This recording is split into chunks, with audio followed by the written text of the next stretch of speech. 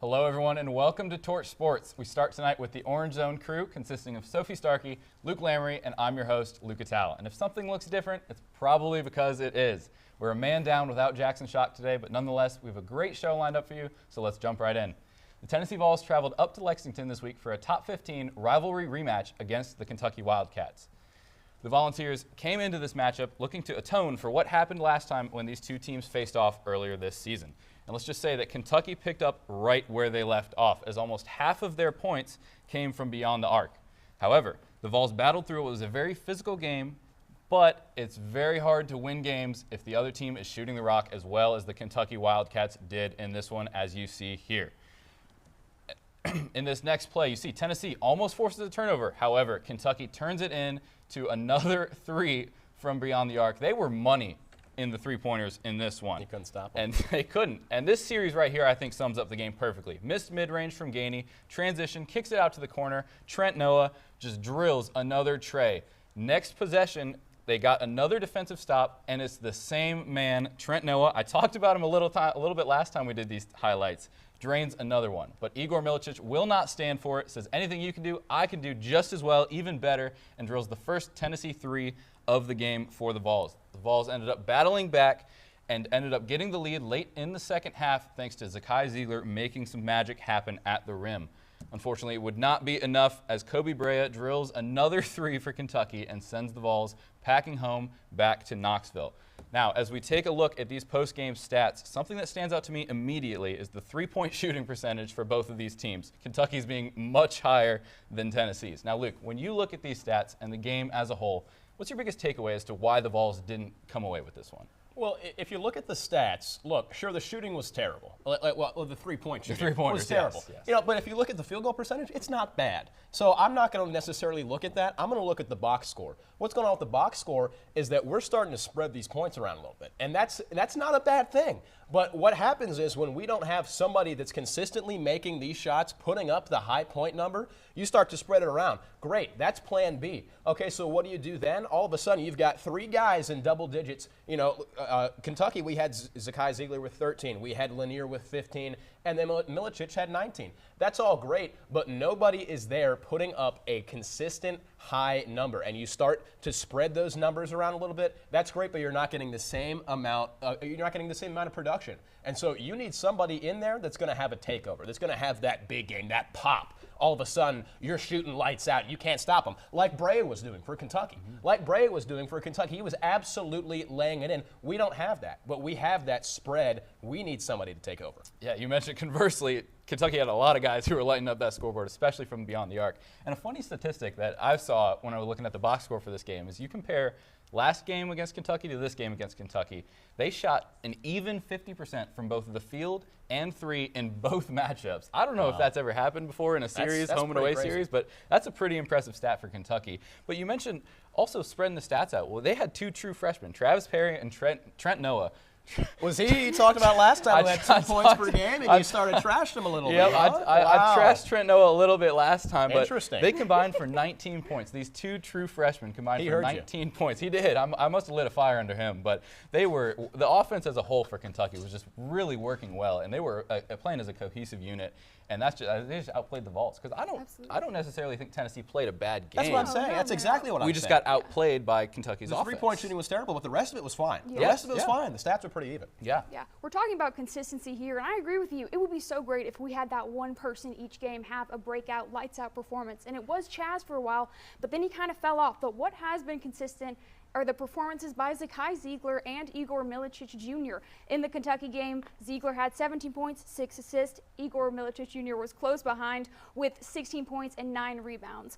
These are reliable players and a core piece of this Vols offense right now. But what I think really differentiates them from their team is the ability for them to create second chance opportunities or just opportunities in general for the rest of their team. Milicic, offensive, defensive rebounds. Ziegler, assist. They are looking for the best sequences in the most reliable way to get points. And I think we're taking our bigs for granted. When our big shots are not falling, for sure.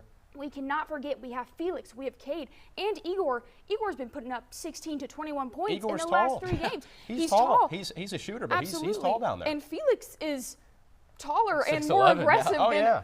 90% of the people he comes up against. I think we freak out when our three-point shots are not falling, and then we hurry up and try and make a sequence that we think is going to work, and it ends up failing. We've got to remember the reliable pieces that we have. You're rushed, and then you put up, these not smart shots. You get Yes. down there. Oh, the first three didn't work. Let's fire another one and see if that Yes. works. It's not going to work. Yeah. It's not going to work. So I like what you're saying. When you start to panic, target the big men. Target the Yes. big men. You have the big men. Use them. Yeah, I don't know about you guys, but I would love to add an extra foot to my height and be 6'9" or 6'11", and Wouldn't we be all, able to I grab mean. those rebounds. I'm actually good. That seems You like a know, fun way to I'm play all ball. right. Well, switching gears a little bit, the Vols have a rematch against Vanderbilt next up on their schedule. And if we remember what happened last time, the matchup wasn't too kind for the Vols. And if we take a look at the Vanderbilt stat graphic, you look – Tennessee had a good shooting performance. They had more field goals, a higher field goal percentage, and a higher three-point percentage than Vanderbilt. And they shot the ball at a pretty efficient rate. So, Luke, I know you like talking about this game. You've mentioned it before, and this is kind of hits home for you. But if it wasn't a bad shooting night for the Vols, what exactly went wrong in this one? Well, it's the same thing that we just talked about with Kentucky. It's the same thing where you don't have that guy that's putting up the same points, but more importantly, it's a lack of discipline. There's not a lot of discipline out there because what's getting happen down there is you're getting out rebounded, you're getting out, you're getting pushed around, you're getting out hustled. So all of a sudden, Vanderbilt has 18 second chance points. They have 9 fast break points. They have 34 points in the paint. 34 points in the paint. They're using their big men. And sure, we use our big men. I'm not saying that we don't use our big men, but they are utilizing them. They're a physical team, and they get down there, and they don't mess around, and they're going to push you around, and you just have to take it. Otherwise, you're not in the ball game at all. Okay, so this is a very physical team with a lot of discipline, something that we lacked in that last game. And physicality is huge, not even just against Vanderbilt, but in SEC play in general. Yeah, all these exactly. teams are fighting for Exactly. it. You got to have that physicality to outwork That's exactly the other right, team. and it's something you don't see a lot in today's game. People who get out there and they care, they have that passion, that fire in their gut, and sometimes you get out there and you don't have it, and I think that it's lacking in today's game. I think 100%. Luke has that passion. We might put him out there and see what happens. They can get physical out there. So looking at the matchups that we have against Vanderbilt, guards versus forwards, in our last matchup, we were pretty evenly matched up guard-wise. The guards, Zakai Ziegler had a double-double, pardon me. Yes. It's hard to say. Zakai Ziegler had a double-double. Alliteration, And Vanderbilt's guards were putting up points as well. But to me, when you look at the matchups and what needs to get better for this next one is the forwards and the bigs. Like you mentioned rebounding. Well, Jalen Carey was the leading rebounder for Vanderbilt in our first matchup with 10 rebounds for his team. He had a double-double as well. Our leading rebounders were Jemai Mashak and Igor Milicic with 5 each. So Where's you mentioned Felix? the rebounding. That's what I'm talking about. Exactly. Felix? Exactly You what I'm mentioned the talking rebounding. That needs to get a little bit better. Get physical. In that Vanderbilt game, Cade Phillips only played 9 minutes. And Cade Phillips, to me, is a guy, he's not 6th man of the year because of Gainey, obviously, but to me, he's a guy who could be put up for 7th or 8th man of the year. Off I know the that's bench a man of the year. hypothetical award, but I would put him up for a 7th or 8th man of the year award. He's putting up good numbers. Yeah, he's a good boost of energy For for off the this bench, team as well. he's impressive. Exactly. I'm He not had to going to lie. step up I've when given him JP went down. He's done a really great job this season. I have given him some right. slack, but I will say off the bench, he's very impressive. Yeah, so I expect him to play a little bit more in this next Vanderbilt matchup when you take your Milicic and your Akpar and you let him rest a little bit. I expect Cade Phillips to step up a little bit more in this game, have a couple more minutes. And Give him some more minutes, exactly. Exactly, match up a little bit better against those forwards. Absolutely. Summarizing what you guys have said and what we know about the previous matchup against Vanderbilt, there are some 4 things I've narrowed it down to that I think Tennessee needs to fix if they want to win this game. Right now, defensive adjustments. We need to set a perimeter defense, lock up Vanderbilt's key shooters, that being Jason Edwards, Tyler Nickel. We need to take advantage of second chance opportunities. Those are free points. And we exactly miss right. That's 90% exactly right. of them. Free points, we've got to utilize that. And I want to see our big step up, like we've said earlier. When our 3-point shots aren't falling, you have other options. They're there for a reason. And 90% of that battle, Felix is going to win. Cade is going to win. Igor is going to win. Definitely want to see us take advantage of that. Offensive efficiency. This has been a Tennessee struggle the entire season, but I want to see the ball moving from everyone. I don't just want to see Gainey, Zakai, or Jemai carrying the pace and momentum of the ball movement. I want to see that from everyone on the court, and I want to see them adjust quickly when we might fall behind or trail by 5 to 10 points. Transitional defense, we need to limit Vanderbilt's opportunity to get a fast break. And if they do, we have got to calm down. We can't freak out and make a sequence that we know isn't going to work. The tempo needs to be in Tennessee's hands, and it's a home game. We should have that down, but it's something we need to master if we want to keep producing SEC wins. Finally, turnovers. Turnovers have been Tennessee's killer so far this season. We were averaging 8, about 3 games in a row there for a second. We really have to carefully manage how we handle the ball in stressful situations. If we master these 4 things, this game is Tennessee all the way. And I'll tell you, those turnovers, we've had a lot of turnovers. We've been lucky that the other teams have had the same amount of turnovers. Oh, There's yeah. not been that disparity all that much. But I'll tell you, if it had been that disparity where we had a lot of turnovers and all of a sudden, somebody else doesn't have that many and they're really excelling, that's when we start to fall back. And so we've been lucky that these other teams we've been playing, sure enough, have the same amount of turnovers. And soon enough, that could change. Not only do we fall back, but we're like Chaz, who can shoot a 3, and then we miss them. And that's when we get behind by panic. that. We Yes. panic. That You 10 cannot to 15 panic. deficit that we've seen is really hard for the Vols to come back from and eventually win a game. I think that's a very very fair mental. point. Yeah. You can't be playing from behind. exactly And right. I think it boils down to, like we said, rebounds and turnovers. If we win both of those, I feel like we win a majority of the games that we play. Absolutely. Well, that wraps up everything we have for this half of the Orange Zone. When we come back, Jeremy and the Rocky Talk crew are going to discuss what is going on in the world of professional sports. Stick around.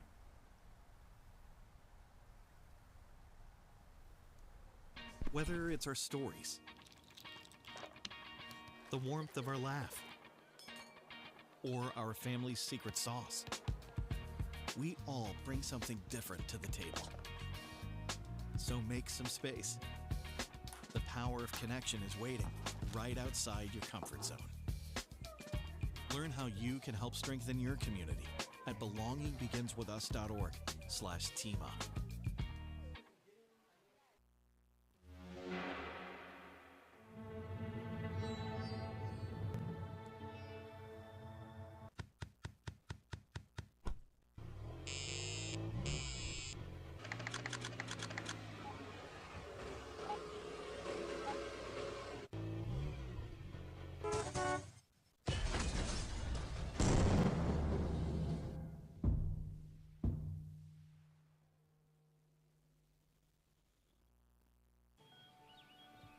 Be right there. Wait. Use the shovel and bucket of water, remember? Drown, stir, drown, feel. Then make sure it's cool. Where'd you learn that? SmokeyBear.com. Brushed up on some tips before we left. Don't want to start a wildfire, right? Only you can prevent wildfires. We are the Tennessee Volunteers. People who create connections, push boundaries, do the research that changes lives. We've got world-class academics and championship athletics. To be the best, you gotta learn from the best. And if you wanna lead, you gotta light the way. We've got what it takes. It takes a volunteer. Ladies and gents, have no fear because Rocky Talk is here. And this evening, we got the Triple J crew with Jeremy Knopf II, Jordan Smitherman, and Jack Glennon bringing you the latest in the world of professional sports. Let's get the ball rolling, shall we? Yes. All right, let's go. It's been exactly 1 week since the NBA trade deadline, and some of the league's biggest all-stars are already beginning to hit their stride in their new colors. This past Monday especially was the anticipated debut of Luka Doncic as a Los Angeles Laker. Safe to say he had a solid showing against the Utah Jazz, putting up 14 total points, along with 5 rebounds and 4 assists. Sticking with the California teams, the Golden State Warriors cruised past the Milwaukee Bucks with the help of veteran Jimmy Butler, who scored the second most points for the Blue and Gold that night, 20 to be exact. Both these players and more are already making big impacts in their new squads right out the gate. Now, Jack, Jordan, imagine yourself as a teacher, and you had to grade these players for how they performed in their first game with their new teams. Which players had the most rewarding debut and why, and how would you grade them? Well, look, I'm going to start with my hometown Golden State Warriors. Obviously, Jimmy Butler has looked great. I haven't been super impressed with the efficiency that Luka Doncic. We saw him again play his second game as a Laker last night. It was a similar stat line, but his shooting numbers are in the 30s so far, so I'm not liking what I'm seeing from him. I think he'll get the ball rolling underway pretty soon. But I'm really pleased with Jimmy Butler. His first 3 games, I'm going to give him an A-, 22 points per game, 6.7 rebounds per game, and 6 assists and 2 steals per game. So his defense has been phenomenal. But the other player I really want to point out is De'Aaron Fox. I know we didn't talk about him too much, but we talked about it last week, and I said that he was going to come into San Antonio and be a facilitator, and he's done just that, putting up 7.8 assists per game, which would be a career high mark. Look for him to keep getting Victor Wembanyama involved and learning from Chris Paul as a true point guard. All right, what about you, Jordan? Okay, I'm going to have to go with Luka. I mean, the whole world was waiting for his debut. And LA had this certain buzz to it that you can literally feel through the social media screen. I mean, the whole Crypto.com arena got free Luka shirts. And then him and LeBron, if you would have told someone 2 weeks ago that they would have been paired up with each other, you would think they're from Mars. Like, the unthinkable happened. And it's exciting nonetheless, seeing Luka getting so excited, seeing LeBron down the court. But I'm going to have to give him an A- because even though he did everything we wanted Luka to do, like he was lobbing it up to his centers, he was having crafty assists, he was doing his signature step back three, there was a little bit of rust, obviously, because he hasn't played in 2 months. And you think about all the emotional stress he's in right now, it's basically I feel like it's a breakup, like going to a new city, getting adjusted and everything, new time zones and everything like that. So I'm going to have to go Luka, and I'm giving him an A-. Yeah, just like you said, you mentioned all that. It's not that easy to go into a new city, a new franchise, and already start making a big impact. But these players and more, they are proving the impossible, and we'll see how they do as the season goes on. However, moving into the gridiron, another spectacular season of the National Football League has come to a close, and the Philadelphia Eagles trounced the Kansas City Chiefs to win the franchise's second Super Bowl. USA Today has already given Philly the best odds to win the Lombardi Trophy again, and Coach Nick Sirianni made it known in the post-game celebration he wants nothing more than to run it back. However, he'll have to do it without the help of his former offensive coordinator, Kellen Moore, who recently took the head coaching job with the New Orleans Saints. So despite winning it all, losing a coach like Moore is going to be a tough pill to swallow for Eagles. But fans are still excited about this offensive powerhouse featuring the Super Bowl MVP, Jalen Hurts, Saquon Barkley, A.J. Brown, and more. So this begs the question, Jordan, will go to you this time.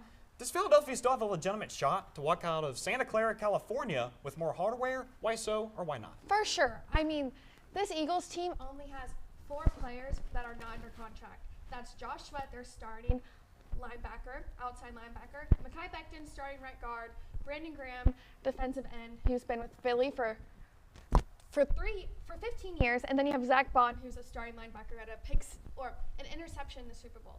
And Josh Sweat and Mekhi Becton could be the only people they lose. Besides that, the whole crew is coming back.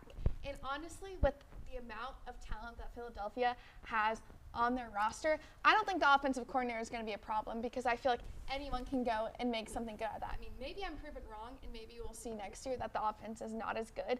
But with how dominant Philly was in the playoffs with 145 points throughout the playoffs, if they continue with that, they can definitely repeat. Absolutely. What do you got to say, Jack? Well, I think obviously it would be very foolish to say that this team could not repeat. But I don't know, it's going to be a lot tougher of an NFC next year. Like Jordan said, they're not losing a lot of guys in free agency. Zach Bond has ties. He was drafted by Sean Payton. I've seen Denver come up in a lot of his rumored free agency destinations. Brandon Graham, he had an injury this season, but he came back for the Super Bowl, a miraculous return, really.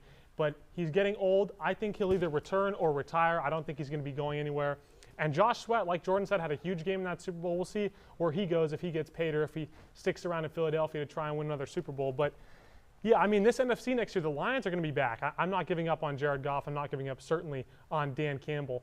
And the 49ers are going to be back, and they might win this thing on their home field. I will never give up on Brock Purdy. And as much as I dislike my hometown team, as ironic as it is, I think the 49ers would be foolish to say that they're not going to be back next season with a healthy Christian McCaffrey, George Kittle still there. And also the Washington Commanders are always getting better with Jaden Daniels still there. Yeah, the NFC is going to be absolutely stacked, and we've already seen it this year. I mean, you had Jaden Daniels in his first season taking his team all the way to the NFC Championship. Incredible. Detroit Lions, I know their season came to an abrupt short, but making the #1 seed is nothing to be ashamed of. So it's going to be a great fight next year for the NFC, and if Philly can have all those starters returning next year, it's going to be a pretty exciting time for Eagles fans. Well, adding on to the excitement for the road to Super Bowl 60, while we anticipate the next NFL season to come around, we will find out soon where the newest young superstars will begin to turn their wildest football dreams into reality. The annual NFL Combine in Indianapolis is coming up in just 2 weeks. A crucial test of speed and skill with the goal to impress scouts from all 32 NFL teams. And for 2025, the candidate for the first overall pick is up in the air. Will it be the young star quarterbacks Cam Ward or Shedeur Sanders, defensive masterclass Abdul Carter, or the reigning Heisman Trophy winner Travis Hunter? All these questions and more will be answered in the next few months. But for now, Jack and Jordan, it's your time to shine again. Now I need you both to sell me your case as to whom the first player is going to be selected across the board. Jack, who will be? Yeah, you know what? Honestly, I'm going to take an unorthodox path here and say it really depends on who actually makes this pick. I think it's very possible that the Tennessee Titans trade this pick. Why not let the Las Vegas Raiders make this dumb trade and try and reach for a quarterback? You know, so I don't think that this is a quarterback-heavy class. I think if you're going to get a quarterback, the year to do it was last year. Names like Jaden Daniels, Caleb Williams, Bo Nix, and Drake May. That was a great quarterback class. But I think if the Titans keep this pick, Abdul Carter's the way to go. 12 sacks, 2 forced fumbles, 68 total tackles last year at Penn State. He had a great season. So if they want to upgrade their defense big time, which is a need, go with Abdul Carter. Yeah, I didn't think about that opportunity. The Tennessee Titans, I know that having the first overall pick, yeah, maybe it's a good thing, but you were the worst team in the league last year. So we'll see if they can hold on to that or if they want to trade something in for something else. What do you think, So, Jordan? yeah, there's definitely so many options for the #1 pick. And although the Titans have traded in the past, they traded in like 2016, I do think that they could keep this pick. I don't know what it is. I just kind of have a feeling we have a new GM in Mike Borgonzi from the Chiefs, and I just feel like he wants to make his statement by choosing the #1 pick. Now, do I think it's the best class? No. Is it kind of unfortunate? Yes. But I think it could be between 4 players, the 4 players that you mentioned, and there's 2 routes that the Titans can take. They can either go quarterback, and even though quarterback is a bigger risk for a bust and if we take a quarterback, Mike Borgonzi has to be really confident, like he's the guy, which I don't know if any of these quarterbacks are, or we go best player available route, which is Travis Hunter and Abdul Carter. So there's so many options that we can go with, and as we know, the NFL draft rumor mill is just always spinning. You don't know what to believe, but I think that the Titans are going to keep the pick, and I think they could select either of those 4 players that you mentioned. Yeah, absolutely. The NFL draft is always one of our favorite times in the NFL offseason. And all those questions and more, like will we see another opportunity with what Jordan Daniels did? Or Jaden Daniels, sorry. So it's going to be an exciting NFL draft, I would say. And we can't wait to see where these young players are going to go to play against the big guns in the NFL. But with that, our time for this evening comes to a close. For Jordan, Jack, and I, we thank you all very much for your support of Rocky Talk each and every weekend. We got more Torch Sports coming your way. Don't miss it. Whether it's our stories, the warmth of our laugh, or our family's secret sauce, we all bring something different to the table. So make some space. The power of connection is waiting right outside your comfort zone. Learn how you can help strengthen your community at belongingbeginswithus.org/teamup.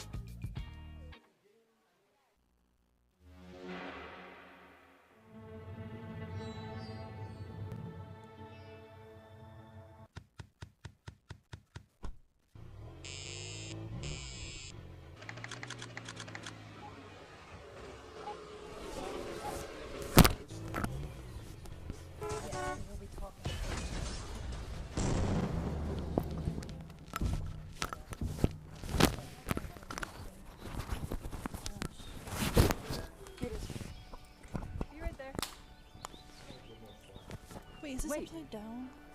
Use the shovel and bucket of water, remember? Drown, stir, drown, feel. Then make sure it's cool. It's this thing. Where'd you learn that? SmokeyBear.com. Brushed up on some tips before we left. Don't want to start a wildfire, right? It's upside down. I don't think mine. Only you can prevent wildfires. Talk loud, because we're just going to hope and pray. We are the Tennessee Volunteers. People who create connections, push boundaries, do the research that changes lives. We got world-class academics and championship athletics. Sorry. To be the best, you gotta learn from the best. Can you fix And the if you wanna cameras? lead, you gotta light the way. We've got what it takes. I need my It takes a volunteer.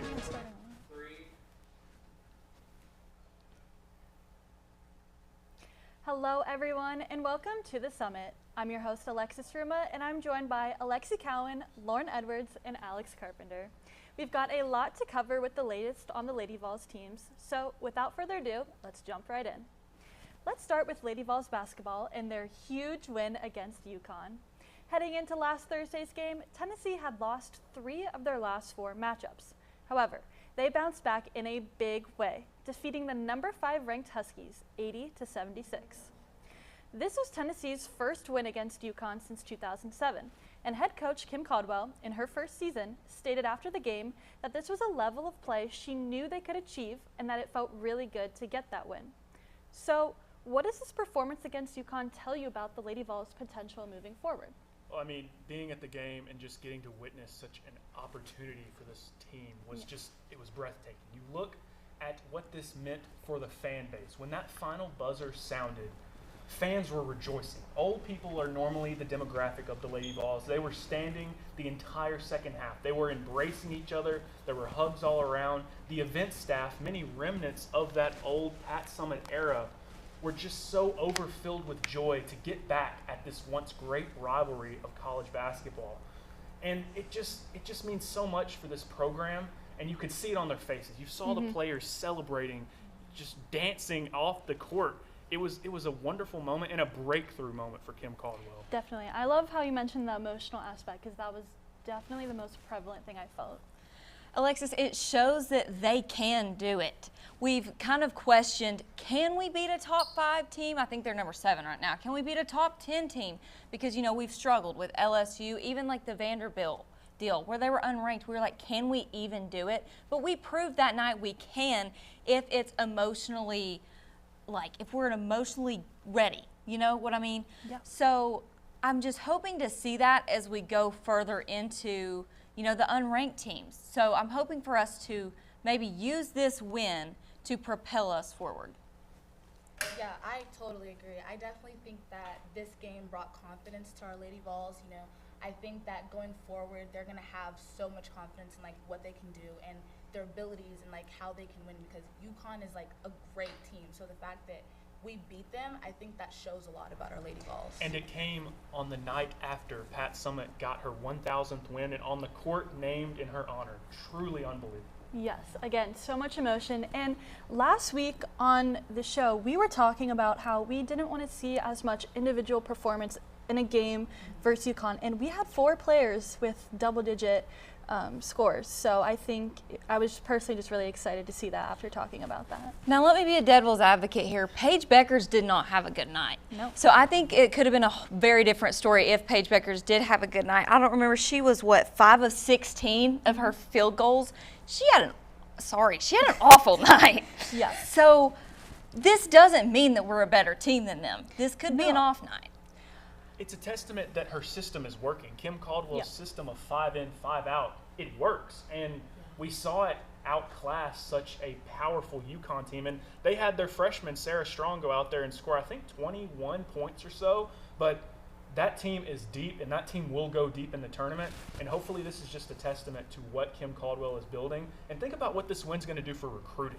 I mean, we already have one of the top 5 classes in the nation coming in next year. A win over such a premier team is going to do numbers for recruiting. First since 2007, might I add. That's a big deal. That's a long time. Yeah. And while I would love to keep celebrating the win, we must also discuss their performance on Sunday against LSU. Tennessee fell short, losing 82-77.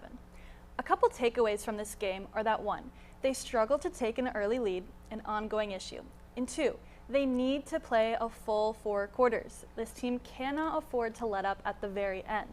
So, with all that being said, did this loss bring back any concerns for you about the Lady Vols? Oh, absolutely it did. It's kind of the thing, both with the men and the women's team, we struggle to win.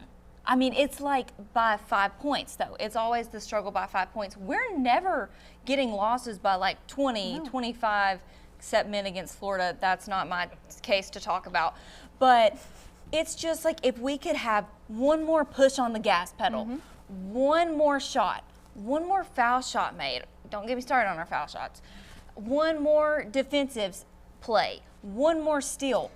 these little things that we could have could bring our team up to so much more. Yeah, and it just feels like there's just one thing missing because, like you mentioned, like none of our losses, looking at the Lady Vols in these top 5 matchups, are like big at all. Like all of these losses are within 10 points. Honestly, most of them within 5. So yeah, some of them won. Yeah. Like it's 1 extra point. It's disappointing to say the least that was the result that happened in the end. But I'm not concerned though. I feel like that was a growing point for this Tennessee team that just got off the high of beating UConn. That was the game that was circled from the very beginning of the season. There's no doubt about it. But to come out and fight, and they got down I think they got down 10 plus points in the second half, but they battled back like they've done all year against these top opponents. And now they're going to get to go into a stretch where they've positioned themselves to be a top 16 seed in the NCAA tournament and host the first 2 rounds. And that is what the team's goal should be from here on out. We want to host the NCAA tournament so that way we can have a cakewalk to the Sweet 16. And you mentioned, sorry. No, you go. I fully agree with you. I'm not concerned about the fact that we lost against LSU because, we played hard not the entire game, up until the 4th quarter. We were playing super hard, and I think that this shows that, we know what we need to work on. We don't have to try and figure out what are we supposed to be doing next, but we know what to do. We know that we need to just play for the entire game and not just give it 3 quarters and then kind of fizzle out at the end. For sure. Yeah, I think it's important, talking about tournaments, when you say coming off the high of a big game, well, if we win a big tournament game, we can't come off the high. You can't get complacent. Yeah. So I think I kind of have to agree with Alexi, and it is a little bit concerning, but I also do like the positivity that you guys bring. So with all these things being considered, it's important to remember that 5 of Tennessee's last 9 games have been against top 5 teams. It's unreal. That is a brutal stretch for any team to face, no matter how good you are. However, things should ease up as 3 of their next 4 games are against unranked opponents. So what do you expect to see from the Lady Vols in these upcoming games? I expect to see the same intensity that we've seen in the past for this team. I mean, we're talking about a team that has been through a brutal stretch. Yep. I mean, that's for any sport. To play against ranked opponents, that's a challenge, and that's something that some teams aren't prepared to do. I think Kim Caldwell, in her first season nonetheless, has done a great job of preparing her team to not be complacent as the season moves on, because it's going to be real easy in a game like on Thursday against Auburn, where Auburn has not had as good of a season as the Lady Vols have, to just kind of cakewalk through it and be like, oh, we got to look ahead to our next game. No, you cannot have that mindset, because you need every win from here on out if you want to host the NCAA tournament. I'm so glad you said that, because that's, what I was trying to see if you think, having the highs of these intense games, if we're just going to lose all of that and say, oh, well, we just beat UConn and we're in super close with all these top 5 teams. That's not the goal of the team. The goal, Kim Caldwell said it after the UConn game, our goal isn't to beat UConn. Our goal is to win an NCAA tournament game. It's to go deep. It's to make the Lady Vol program where it was before. And to do that, it's all about beating those top 5 teams and the ones that you're going to see in March. So here's what I think their plan should be for the next couple games. Yes, it's a break, but this should be a break where you're saying, okay, if we can beat these next 4 or 5 unranked teams by 15 points or more, 10 points or more, then we know that we have that stamina to beat the top 5 teams by 5 or more, 7 or more. So I'm kind of going off a numbers base of things, but take this time to take a deep run, to get up by 20. I don't care. I love that. Beat them to the ground. I don't care. Yep. Don't put any slack on your game right now, so that way you're prepared for when South Carolina comes back, maybe in March. Maybe when UConn comes back in March. Maybe when you're stinking it up against Vandy. So. Yeah, I fully agree. I expect for us to win these games and, like you said, to not get complacent, because we definitely need to stay focused and we have a goal of doing really well this season.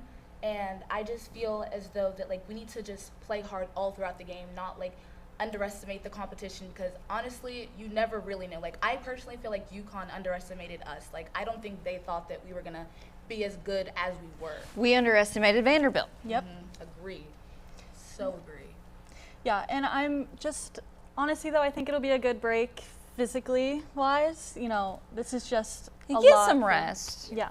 So Not too I'm much. excited to There's see. a buzz though around the program. I don't know if you guys feel it, but it just feels like there's a resurgence in the excitement around. This may be a hot take, but I think I enjoy watching our women's team more than I do our men's team Yeah, sometimes. why 'cause not? They're more exciting. physical. Yeah. They're more physical than our lousy It's very men. emotionally driven, I've seen, especially during this UConn game. Yeah, for sure. So now let's shift gears, as it is an especially exciting time in Knoxville as Lady Vols softball is officially back.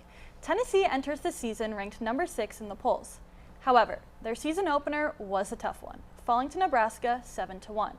Tennessee pitcher Carlin Pickens started strong, striking out 5 of Nebraska's first 6 hitters. But Tennessee struggled to hit against pitcher Jordan Ball, a 2-time national champion.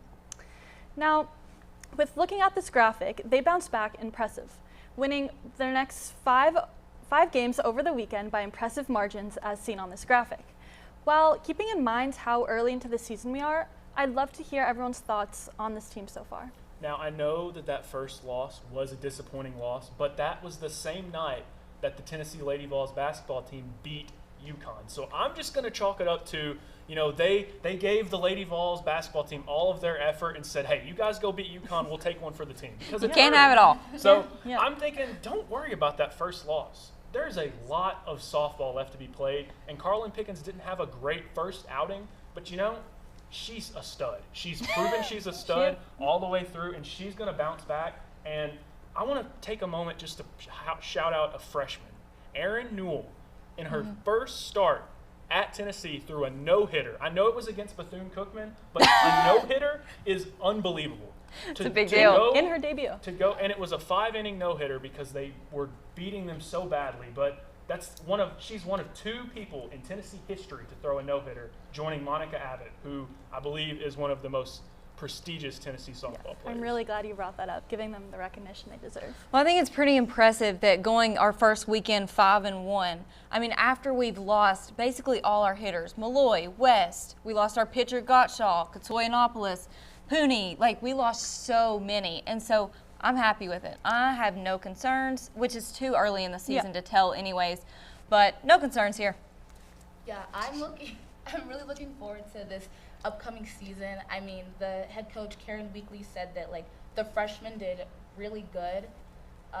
They were doing really good, like better than she expected. And then she said that Savia Morgan said that she reminded her a little bit of Kiki Malloy. I like her. Which She's is like, good. that's like such a compliment that I think is really good. Yes. Well, unfortunately, that's all the time we have for this episode of The Summit. Thanks for tuning in, and be sure to join us next week for more Lady Vols coverage.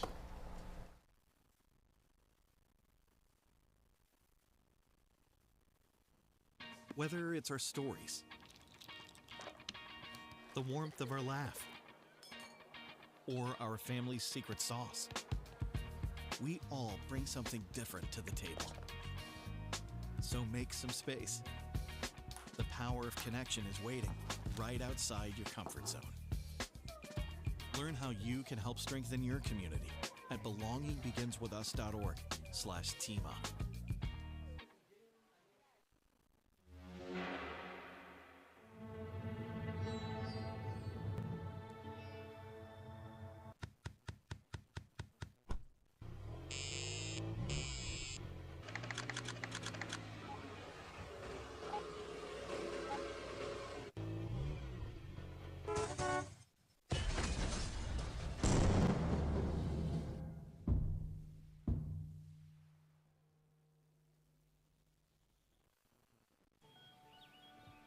Be right there.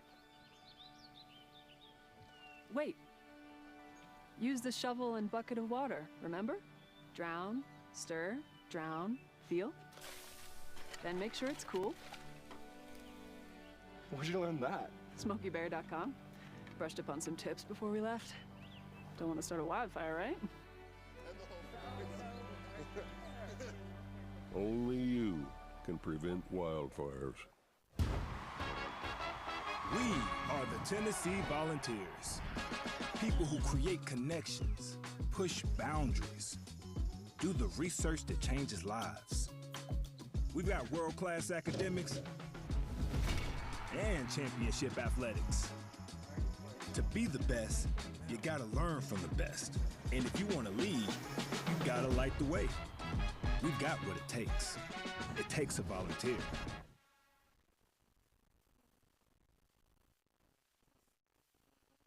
Back again with Torch Sports, and today there's a lot going on in this week of college basketball. Every week something different is going on, but this week we're going to give you guys a little look at the good, the bad, and the ugly from this past week in college basketball. Sophie, start us off. Give us something good from this week. Absolutely. I'm guarantee I'm about to name two teams you have never heard of. We are looking at Fairfield and Marist. Let me give you some context.